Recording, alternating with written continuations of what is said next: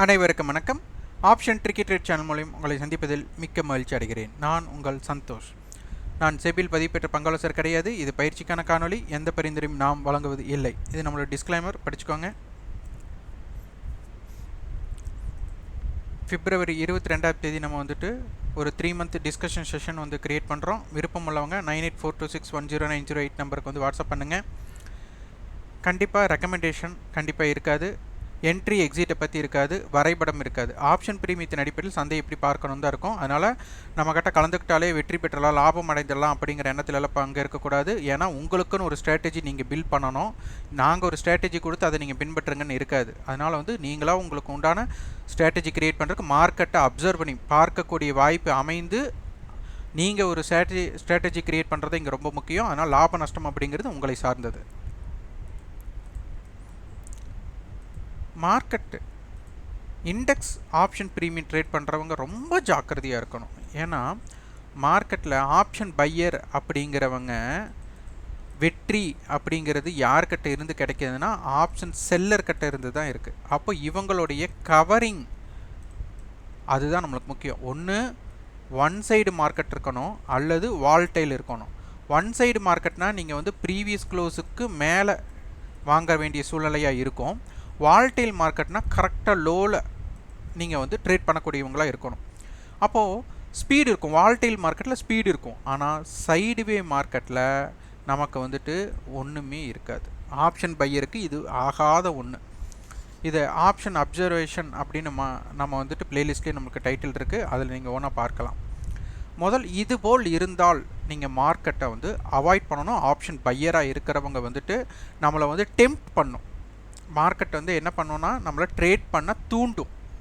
எல்லா இடத்துலையும் ஆப்பர்ச்சுனிட்டிஸ் வந்து கொட்டி கிடக்கிற மாதிரியே தோணும். இதுலேயும் ப்ராஃபிட் பண்ணுறவங்களும் இருப்பாங்க. ஆனால் பண்ணுறவங்களை விட பண்ணாமல் இருக்கிறது தான் ரொம்ப முக்கியம். பார்வையாளராக இருக்கிறது தான் முக்கியம். இந்த மாதிரி டயத்தில் தான் என்ன பண்ணுவோன்னா நம்ம கேபிட்டலை இழந்துருவோம். ஏன்னா மார்க்கெட் ஸ்லோவாக கிராஜுவலாக டீகே ஆகும். ப்ரீமியம் கரையும், கண்ணுக்கு தெரியாமல் கொஞ்சம் கொஞ்சமாக கரையும். அதே போல் நம்மளுக்கு ஆப்பர்ச்சுனிட்டி கொட்டி கிடக்கிற மாதிரி நம்மளுக்கு என்ன ஆகுனா ஜாக்பாட் ட்ரேட் அடைஞ்சிருமோ அப்படின்னு மனசை சொல்லி நம்ம என்ன பண்ணுவோம், 5 ரூபா ப்ரீமியம் 100 ரூபாய்க்கு போயிடும்ட்டு. ஆனால் எப்போ போகும் எப்போ போகாதுன்னு கணிக்கக்கூடிய வாய்ப்பு நம்மளுக்கு இருக்கணும். இதுதான் ரொம்ப முக்கியம். இந்த மாதிரி ட்ரேடை வந்துட்டு அவாய்ட் பண்ணுங்கள். அதுக்குண்டான சிம்டம்ஸ் என்ன அப்படிங்கிறத நம்ம பார்க்கலாம். இன்றைய காலையில் காணொலியில் போட்டிருப்போம் 50 பாயிண்ட் கேப், அதாவது காலுக்கும் புட்டுக்கும் உண்டான கேப் நமக்கு வந்து பார்த்திங்கன்னா 50 ரூபாய் இருக்க வேண்டியவங்க 190 ரூபா இருந்தாங்க, 140 ரூபாய் அதிகமாக இருந்தாங்க. அதாவது 3 மடங்கு நமக்கு என்னவா இருக்காங்க, ப்ரீமியம் இருக்குது. இங்கே யோசிச்சு பாருங்கள், இங்கே 3 மடங்கு. அதாவது இப்போ நம்ம வந்து ஒரு வேலைக்கு ஆள் வச்சுருக்குறோம். அந்த வேலைக்கு ஆள் வச்சவங்ககிட்ட நம்ம என்ன பண்ணுறோன்னா 3 மாதம் அட்வான்ஸ் முதலே கொடுத்துட்றோம். அப்போ அந்த 3 மாதம் அட்வான்ஸை நீங்கள் வந்துட்டு முதல் மாதம் அவங்க வேலை முடிஞ்சதுமே நம்ம என்ன பண்ணுவோம், அதை அட்வான்ஸை கழிக்கிறதுக்கு தான் ஃபஸ்ட்டு முற்படுவோம்.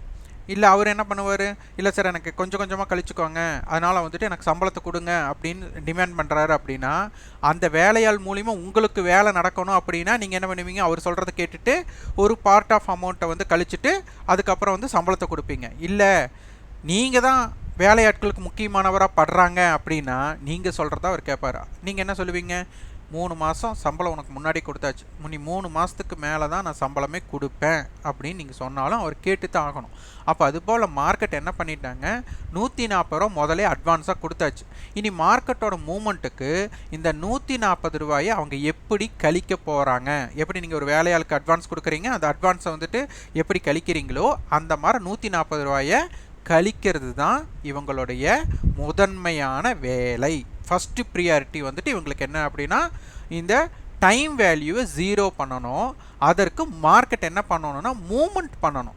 மார்க்கெட்டை வந்து மேலே கீழே மூமெண்ட் பண்ணி தான் அந்த டைம் டிக்கே கொடுக்க முடியும். இல்லை நான் நின்ன இடத்துல இருந்தே நான் எல்லாம் பார்த்துக்குவேன் அப்படிங்கிறது தான் சைடுவே மார்க்கெட். இந்த சைடுவே மார்க்கெட் தான் உங்களை வந்துட்டு ரொம்ப மாட்ட வச்சிடும். சரி, என்னென்னு பார்க்கலாம். ரொம்ப கதை பேச வேண்டாம், பார்த்தலாம். இது காலையில் 9:15க்கு எடுத்த ஸ்க்ரீன்ஷாட். மார்க்கெட் பார்த்திங்கன்னா நமக்கு வந்துட்டு ஒரு negative open, gap down open அப்படின்னு சொல்ல முடியாது. ஏன்னா மார்க்கெட் வந்துட்டு எஸ்டர்டே லோக்கு கீழே ஓப்பன் ஆகிருந்தால் நம்மளுக்கு வந்துட்டு கேப் டவுன் சொல்லிடலாம். இது வந்துட்டு இன்சைடு ஓப்பன். இப்போ பாருங்கள், நமக்கு 22,850 இந்த ஜோன் நல்லா பார்த்துக்கோங்க. நமக்கு கால் 97 ரூபா, புட்டு 67 ரூபா. அப்போ மார்க்கெட் வந்து 30 பாயிண்ட் வந்துட்டு இதற்கு வித்தியாசம். அப்போ என்ன அர்த்தம்? 22,880 ஃபியூச்சர் இருக்கிறது. ஃபியூச்சர்னா உடனே மந்த்லி ஃபியூச்சர் போய் பார்த்துடாதீங்க. இது வந்து வீக்லி ஃபியூச்சர், இந்த கான்ட்ராக்டோட ஃபியூச்சர். அதே போல் இது 20 ரூபானா அப்போ 900 கால் புட்டு என்னவாக இருக்கணும்? 20 ரூபா வித்தியாசம் இருக்கணும். அப்போ 69, 70, 89, அப்போ 92 ரூபா இவங்க இருக்கிறாங்க, இவங்க 69 ரூபா இருக்கிறாங்க. அப்போ என்ன அர்த்தம்? நமக்கு இதில் டைம் வேல்யூ எங்கே இருக்குது அப்படிங்கிறத ஃபஸ்ட் நம்ம பார்க்க தெரியணும். அப்போ இது வந்து ரொம்ப ரொம்ப முதன்மையானது.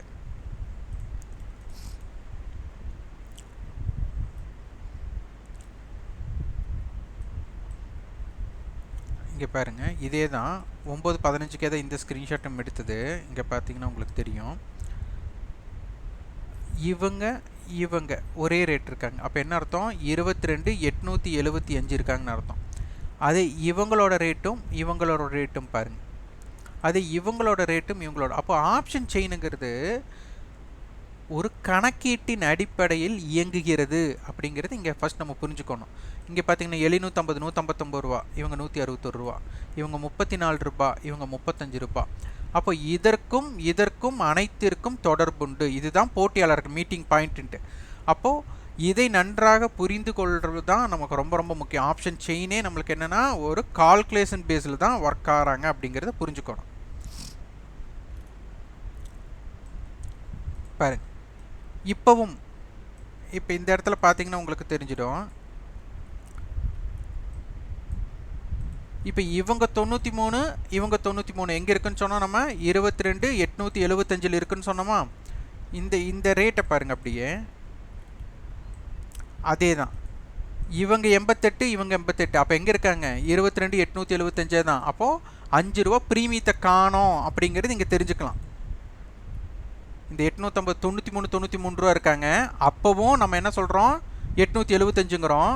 இப்போவும் 875. இதற்குள்ள வித்தியாசம் பாருங்கள், 25 ரூபாய். அப்போது 22,875. அப்போது 875 இவங்க 2 பேர்த்தோட விலை சேமாக இருக்குது, இவங்களோட விலையும் சேமாக இருக்குது. அப்போ மார்க்கெட் எங்கே இருக்குது? 22. அப்போ இது வந்து ஆப்ஷன் பையர் அப்படிங்கிறவங்க தெரிஞ்சுக்காம தான் நிறைய பேர் லாஸே ஆகிறாங்க. இப்போ இது பாருங்கள், மார்க்கெட் எங்கே இருக்குதுன்னு பாருங்கள். இது 9:17க்கு எடுத்தது 22,866. அப்போ இங்கேனா நம்ம 22,875. இதே 22,875 இருக்கலாம். இப்போது இவங்க 88, இவங்க 62. இதே 60 ரூபா கால் ஆப்ஷன் 60 ரூபாயும் புட் ஆப்ஷன் 35 ரூபாயும் இருந்தாலும் மார்க்கெட் 22,875 தான் இருக்குது. இதுதான் லாஜிக். அப்போ இங்கே வந்துட்டு நமக்கு முக்கியம் ப்ரைஸ் முக்கியம் இல்லை, இதற்கு உண்டான டிஸ்டன்ஸ் தான் முக்கியம். அவ்வளோதான். இதை நீங்கள் தெரிஞ்சிட்டிங்கன்னா போதும். ஆப்ஷன் பையராக இருக்கும்போது எப்போ பங்கேற்கலாம், எப்போ பங்கேற்கக்கூடாது அப்படிங்கிறத தெரிஞ்சுக்கும். இப்போ பாருங்கள், இந்த 22,900 அப்படிங்கிறது காலை விட புட்டு வந்து எவ்வளோ ஜாஸ்தியாக இருக்குது? 25 ரூபாய் ஜாஸ்தி இருக்குது. அப்போ என்ன அர்த்தம்? 22,875ன்னு பார்த்தோமா? இது அப்படி நினைவில் வச்சுட்டு நீங்கள் பாருங்கள். இது பாருங்கள், 22,950 கால். இவங்களோட ரேட் என்னவா இருக்காங்க? 53 ரூபா ஹையும் 36 ரூபா லோ, ப்ரீவியஸ் க்ளோஸ் 76 இருக்காங்க. நேற்று இதுதான் வந்துட்டு கட்டப்பா ஸ்ட்ரைக்காக இருந்தது. சேம் ஸ்ட்ரைக் சேம் லோவாக இருந்தது. இது 950 புட் ஆப்ஷன். லோ 115, ஹை 139 இருக்கிறாங்க. இப்போ அடுத்த ஸ்ட்ரைக் தான் நம்மளுக்கு ரொம்ப முக்கியம். இதை பாருங்கள், மார்க்கெட் கேப் டவுன் ஆகும்போது, கேப் டவுன் இல்லை நெகட்டிவ் ஓப்பன் ஆகும்போது கண்டிப்பாக மார்க்கெட்டில் புட் ஆப்ஷனில் பாசிட்டிவில் இருப்பாங்க, கால் ஆப்ஷன்லாம் வந்து நெகட்டிவில் தான் இருப்பாங்க. இந்த 22,900 அப்படிங்கிற இடத்துல பாருங்கள், 9:18க்கு எடுத்த ஸ்க்ரீன்ஷாட். இது நல்லா புரிஞ்சுக்கோங்க. 22,900 காலுடைய ப்ரீவியஸ் க்ளோஸ் அப்படிங்கிறது 102 ரூபா. இது வந்து 22,900 புட் ஆப்ஷனுடைய ஸ்க்ரீன்ஷாட்டு. இவங்களுடைய ப்ரீவியஸ் க்ளோஸ் வந்துட்டு 65 ரூபாய். 22,900 புட்டோட ப்ரீவியஸ் க்ளோஸ் 65. நான் இதில் ஹை லோவெல்லாம் ஃபஸ்ட் எடுத்துக்கல. இப்போ என்னென்னா 65 ரூபா விசஸ் 102 ரூபா, இவங்க 2 பேரும் போட்டி போடுறாங்க. இப்போது இது கால் ஆப்ஷன் வந்துட்டு ஜெயிக்கணும், புட் ஆப்ஷனை ஜெயிக்கணும்னா இந்த நடுநிலை அப்படிங்கிற இடமும் இந்த இடம் ஆப்பனண்ட்டோட க்ளோசிங் 102. அப்போ இந்த 102க்கு அபவ், அதாவது மேலே அபவ் 102ல் யார் சஸ்டெயின் ஆகும்னா புட்டு வந்து சஸ்டெயின் ஆகணும். எந்த புட்டுனா 22,900 புட்டு. அப்போ தான் மார்க்கெட் என்ன பண்ண முடியும்னா கீழே போக முடியும். அப்போ இவங்க என்ன பண்ணிட்டாங்க, புட் ஆப்ஷன் 108 ரூபா வச்சுட்டாங்க. அப்போ 108 ரூபா வச்சவங்க என்ன பண்ணியிருக்கணும், இந்த 102க்கு மேலே இருந்திருக்க வேண்டும். அப்போ தான் மார்க்கெட் என்ன பண்ண முடியும், 22,900 கால 900 புட் பீட் பண்ணியாச்சு. அப்போ மார்க்கெட்டை 22,900க்கு கீழேயே நிலை பெறக்கூடிய வாய்ப்பு எப்போ இருக்குது, இது எல்லாமே ப்ராபபிலிட்டி தான். அப்போ 102க்கு கீழே மேலே, அவ்வளோதான் லாஜிக். அப்போ 102க்கு மேலே புட் ஆப்ஷன் இருக்கிறவரை மார்க்கெட் கீழே கொண்டு போயிருக்கலாம். அப்போ இந்த இடத்துல ஃபஸ்ட்டு ஃபெயிலியர் என்ன ஆகுது மார்க்கெட்டுக்கு அப்படின்னா, இந்த 102க்கு மேலே நிலை பெறக்கூடிய வாய்ப்பை அவர்கள் தவற விடுகிறார்கள். இது ரொம்ப ரொம்ப முக்கியம். அடுத்தது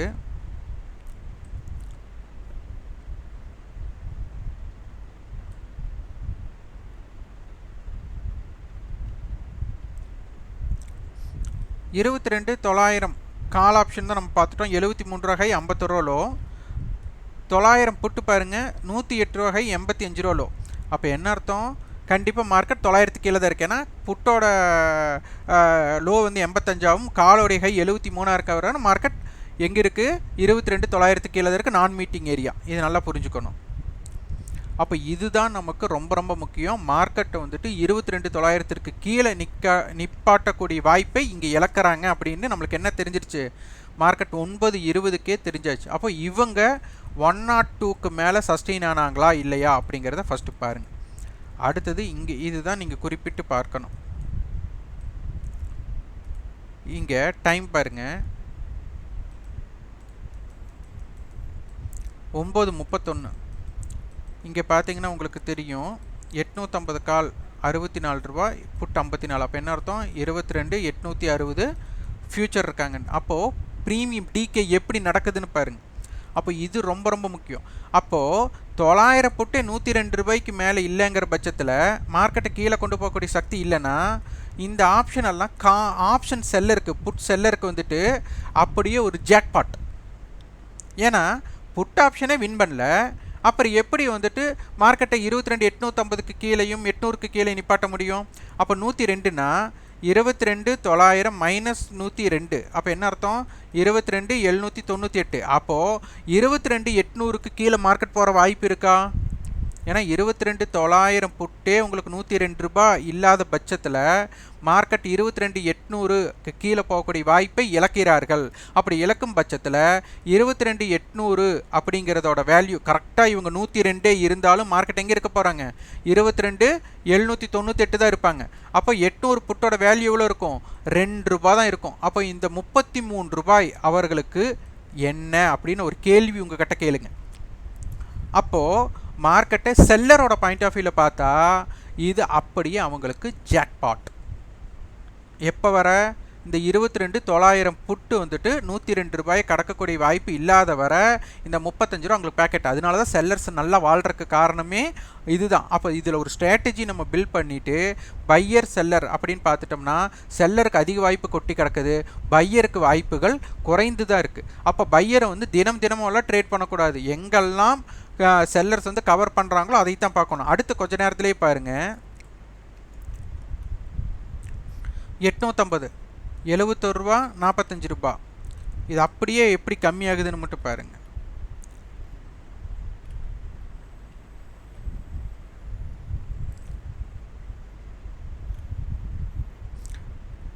இப்போ பாருங்க, இந்த இடம் பார்த்தீங்கன்னா உங்களுக்கு தெரியும், இந்த இடம் பார்த்தா உங்களுக்கு தெரியும், இந்த இடம் பார்த்தா தெரியும். என்னென்னு சொல்கிறேன். இப்போ 22,900 மார்க்கெட் இருக்குது, ஏன்னா இவங்க 2 பேர்த்தோட ப்ரைஸ் சமமாக இருக்குது. இவங்க 2 பேர்த்தோட ப்ரைஸ் பாருங்கள் 50 ரூபா வித்தியாசம். அப்போ என்ன அர்த்தம், கால் வந்து 50 ரூபா ஜாஸ்தியாக இருக்காங்க. அப்போ 22,900 இருக்குது. இவங்க விலையும் பாருங்கள், மார்க்கெட் 50 ரூபா புட்டு ஜாஸ்தியாக இருக்குது. அப்போ வந்துட்டு என்ன அர்த்தம், மார்க்கெட் 22,900 இருக்கான். இது எல்லாமே நீங்கள் செக் பண்ணி பாருங்கள். இதற்கும் உள்ள வித்தியாசம் 100 ரூபா. அப்போ 22,900 இருக்குது. அதே போல் 23,000 எடுங்க, இதுவும் 102 ரூபா. அப்போ என்ன அர்த்தம், மார்க்கெட் 22,900 இருக்குது. அப்போ இது ஆப்ஷன் செயினுங்கிறது எவ்வளவு தூரம் கணக்கச்சிதமாக வர்த்தகமாகுது அப்படிங்கிறத புரிஞ்சுக்கலாம். இந்த இடத்துல தான் மார்க்கெட் வந்துட்டு கொஞ்சம் நமக்கு ஒரு ஏடி மீட்டிங் பாயிண்ட்டை கொஞ்சம் இன்க்ரீஸ் பண்ணாங்க. ஏன்னா 50 to 60 ரூபாயில் இருந்தும் கொஞ்சம் அதிகமானதுக்கப்புறம் கொஞ்சம் அதுவும் அப்போ டிகே ஆயிடுச்சு.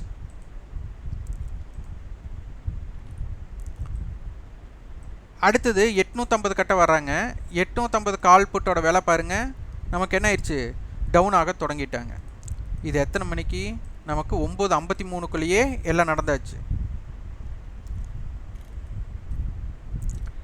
இங்கே பாருங்கள் 850 கால் 63 புட் 37. இந்த இடத்துல மட்டும்தான் ஒரு ஃபோர்ஸபிளாக இங்கே 37 ரூபா இருந்தவங்க சடனாக பார்த்தீங்கன்னா 90 ரூபா போயிட்டு சடனாக திருப்பி இறங்கிட்டாங்க. இந்த இடத்துல ஆப்ரேட்டிங் நடந்தது. இந்த இடத்துல தான் காலுக்கும் ஒரு ஆப்ரேட்டிங் நடந்தது, புட்டுக்கும் ஒரு ஆப்ரேட்டிங் நடந்தது. அதுக்கப்புறம் மார்க்கெட் வந்து மூவ்மெண்ட்டே இல்லை, டிகே ஆனது அப்படியே பார்த்துக்கலாம். இது டைம் பாருங்கள் 10:34. 10:34க்கே உங்களுக்கு கால் புட்டோட விலை 44. இது அப்படியே படிப்படியாக குறைஞ்சிருச்சு. 900 கால் புட்டு 38 ரூபா. எத்தனை மணிக்கு, 44 இருந்தது, அப்படியே படிப்படியாக குறையுது. இதுதான் பையருக்கு என்ன சொல்கிறது, ஒரு விரோதமானது. 11:26க்கே. அடுத்தது 900 கால் புட்டு 20 ரூபா 28 ரூபா. இப்போ மார்க்கெட் என்ன இருக்குது, காலையில் பார்த்ததை விட 30 பாயிண்ட் ஏறி இருக்குது. இருந்தாலும் இது என்ன ஆயிடுச்சுங்க, மார்க்கெட் வந்துட்டு 22,897 ரூபா வித்தியாசம், 93 இருக்கிறாங்க. அப்போ மார்க்கெட் இறங்கும்போது இந்த இடத்துல டிகே ஆகிருக்கு. இந்த டிகே எத்தனை மணிக்குங்க, 12:32க்கே. அப்போ நேற்று ஏடி மீட்டிங் பாயிண்ட் இருந்த விலைக்கும் இப்போ பாருங்கள், call side 78%, put side 55% weak ஆகிட்டாங்க. அப்போ இந்த இடங்கள்லாம் பார்த்திங்கன்னா ஸ்லோ சைக்கிளை வந்து வேகமாக ஓட்டிகிட்டு போகிறது ஒன்று, ஸ்லோவாக ஓட்டிகிட்டு போகிறது ஒன்று.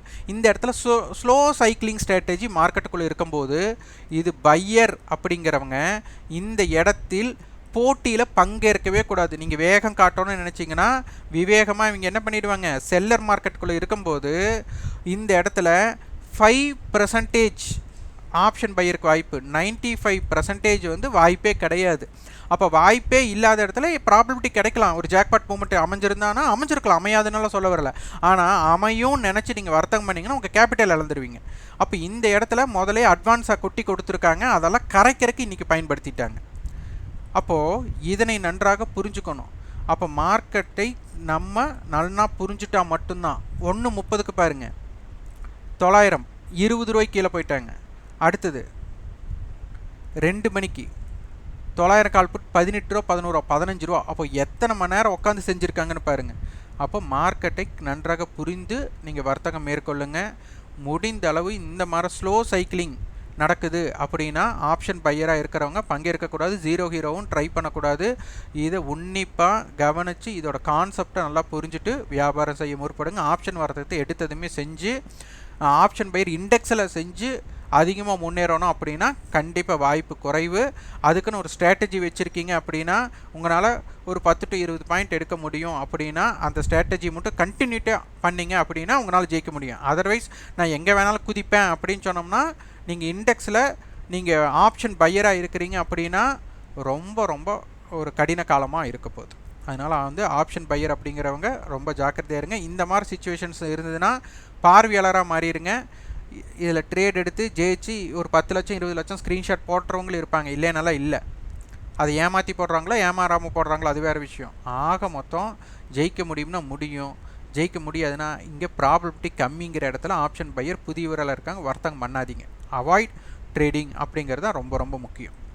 இந்த காணொலி உங்களுக்கு பயனுள்ளதாக இருந்தால் லைக் பண்ணுங்கள், ஷேர் பண்ணுங்கள், சப்ஸ்கிரைப். கண்டிப்பாக உங்கள் ஃபீட்பேக்கை கமெண்ட் பாக்ஸில் பதிவு பண்ணுங்கள். நன்றி, வணக்கம்.